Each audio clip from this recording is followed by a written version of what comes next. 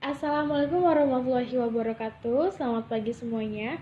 Perkenalkan, kami dari kelompok 6 ingin mempresentasikan materi terkait yaitu penelitian dengan data arsipal.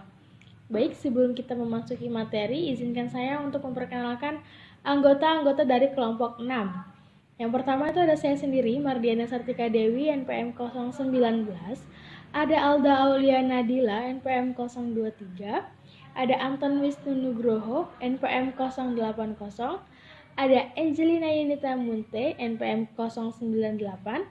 Yang terakhir ada Ana Naimatul Jannah, NPM 145. Baik, di sini ada materi pertama yaitu data penampang atau data cross section. Menurut Foster 1986 mengidentifikasikan sejumlah masalah yang terkait dengan pengumpulan data dari sumber sekunder, baik dalam studi cross section dan time series. Yaitu ada pertama, data mengecualikan beberapa perusahaan, data mengecualikan perusahaan yang tidak bertahan, data mungkin tidak mutakhir, data mungkin tidak lengkap, adanya klasifikasi yang tidak konsisten dari beberapa item keuangan di seluruh perusahaan, lalu adanya kesalahan pencatatan, dan yang terakhir sifat pengungkapan berkembang sepanjang waktu. Data deret waktu atau data time series itu terbagi menjadi 3. Yang pertama ada perubahan struktural mungkin telah terjadi di perusahaan atau industri. Yang kedua, perubahan metode akuntansi, terutama terkait dengan pilihan atau peralihan sukarela. Ketiga, masalah klasifikasi akuntansi dapat menyebabkan interpretasi perusahaan yang berbeda ditempatkan pada item tertentu. Sekalipun proyek penelitian yang dilakukan biasanya tidak disebut arsip, untuk ketiga poin ini berimplikasi pada penggunaan bahan dokumenter apapun yang akan digunakan untuk mendukung metode penelitian lain. Baik, selanjutnya masuk ke materi. Proyek penelitian yang dilakukan biasanya tidak disebut arsip. Jadi poin-poin di atas berimplikasi pada penggunaan bahan dokumenter yang akan digunakan untuk mendukung metode penelitian lain, antara lain yang pertama, jika database dalam bentuk milis untuk mendukung penelitian survei, kegagalan untuk memperbaruinya secara teratur akan berarti bahwa daftar tersebut mengecualikan beberapa orang yang menjadi target dan mencakup beberapa orang yang telah meninggal atau telah pindah. Selanjutnya, di mana database itu sendiri adalah daftar jurnal yang menjadi dasar tinjauan literatur dan peneliti memiliki sejumlah masalah potensial, serta harus berhati-hati dalam membuat kesimpulan yang tidak beralasan dari sumber arsip, terutama jika ada bahaya yang mungkin tidak dibandingkan dengan sejenisnya. Masuk ke pertukaran validitas dalam penelitian arsip. Sebuah studi arsip biasanya akan memiliki lebih banyak validitas eksternal daripada pendekatan eksperimental atau simulasi karena mengacu pada data empiris.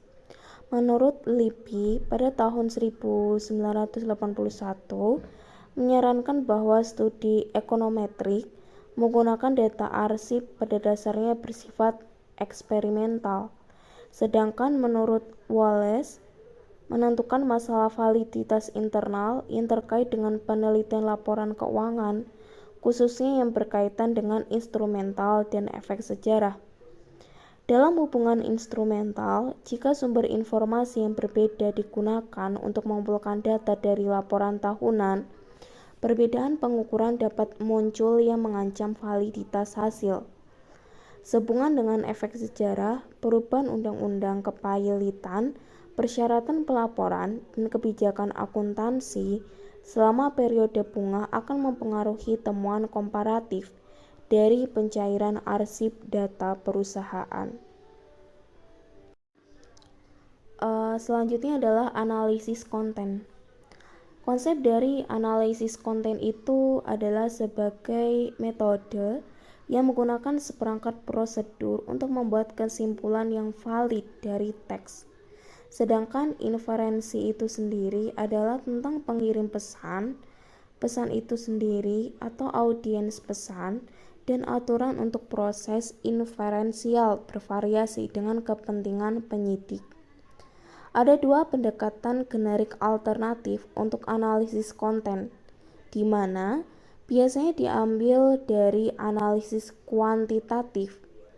Yang dimaksudkan adalah analisis berorientasi bentuk atau objektif yang melibatkan perhitungan kata-kata atau referensi konkret secara rutin, dan analisis berorientasi makna atau subjektif yang berfokus pada analisis tema-tema yang mendasari dalam teks-teks yang diteliti.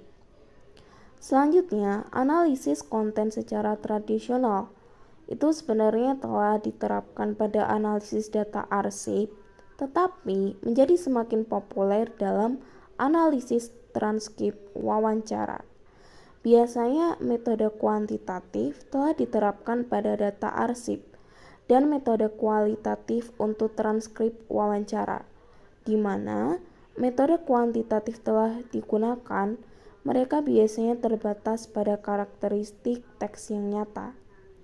Dalam literatur manajerial, menurut Pittman dan Welch, Stowe et al., Salancik dan Meindl, Clapham dan Swank, dan Abrahamson dan Park, semuanya mengadopsi pendekatan analisis konten untuk mengeksplorasi atribusi kausal yang dibuat oleh manajemen perusahaan dalam surat mereka kepada pemegang saham untuk menjelaskan perusahaan pertunjukan.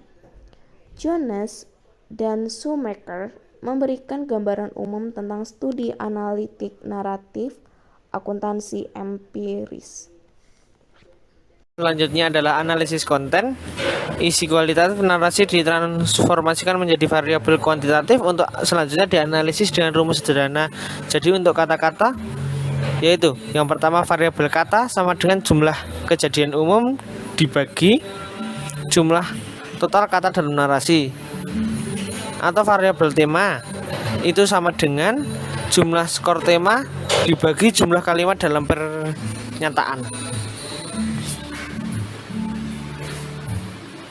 Analisis konten, keandalan, dan keterbatasan. Bryn-Pondorf 1980, halaman 130, strip 54 menekankan 3 aspek proses. Yang pertama stabilitas, yang kedua reproduktivitas, dan yang ketiga akurasi. Konten yang selanjutnya ialah keterbatasan utama lain dari analisis konten adalah bahwa ia mengasumsikan frekuensi kemunculan secara langsung, mencerminkan tingkat penekanan yang diberikan pada kata-kata atau tema, tetapi ini mungkin tidak selalu demikian, kata Weber tahun 1990. Selain itu, kata atau kalimat yang diklarifikasikan dalam kategori yang sama untuk tujuan reduksi data mungkin tidak mencerminkan kategori tersebut pada tingkat yang sama. Weber tahun 1990. Analisis kritis. Baker and Gardner 1997 mencatat bahwa kurangnya ingredienten ini dikontribusi oleh tidak adanya studi kritis dan interpretatif dari jurnal akuntansi Extrata. Untuk mengidentifikasi pengembangan sejumlah bidang penelitian kritis atau interpretatif yang lebih sempit dengan menghadapi perspektif yang berbeda tentang sifat akuntansi yang menyimpang, terutama yang pertama, krisis Marxis, misalnya pada penelitian Pinker 1980, Pinker dan kawan-kawan 1991. Kedua, ada krisis radikal, misalnya penelitian Armstrong tahun 1987, Hopper and Stewart tahun 1984, penelitian Pinker dan Newmark tahun 1987, yang mengadopsi perspektif neo-Marxis menyarankan bahwa akuntansi mendistorsi realitas dengan memaksa kepentingan modal. Yang ketiga, ada krisis feminis, misalnya pada penelitian Helen and F tahun 1992 dan Kim tahun 1992 yang memberikan kritik didirikan dalam konsepsi gender akuntansi. Dengan tempat ada representatif, misalnya penelitian Harrington dan Komisi 1989 dan Herman 1999.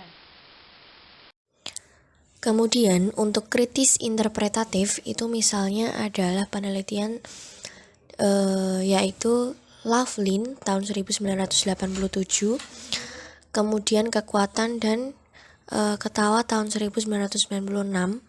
Selanjutnya adalah feminis interpretatif, misalnya adalah Broadbent tahun 1998 dan Gallhofer tahun 1998. Kemudian untuk radikal misalnya itu adalah Sika tahun 2001, kemudian Sika dan Wilmot tahun 1997. Nah, yang terakhir adalah feminis radikal, itu misalnya adalah Hammond tahun 1997. Pelabelan seperti itu selalu penuh dengan resiko maupun bahaya dan kemungkinan akan menimbulkannya kemarahan penulis yang bersangkutan. Kemudian apa yang dilakukan adalah dengan menunjukkan luasnya penelitian yang dilakukan dengan dalam paradigma kritis. Terlepas dari sifat peluang publikasi yang terbatas, memang hampir semua karya yang dirujuk dalam bagian ini telah diterbitkan hanya dalam 3 jurnal. Yang pertama adalah Organisasi dan Masyarakat Akuntansi, kemudian ada Perspektif Kritis tentang Akuntansi dan Akuntansi, dan yang terakhir adalah Jurnal Auditing dan Akuntabilitas. Mungkin itu sekian dari presentasi kelompok 6. Apabila ada salah kata kami mohon maaf. Wassalamualaikum warahmatullahi wabarakatuh.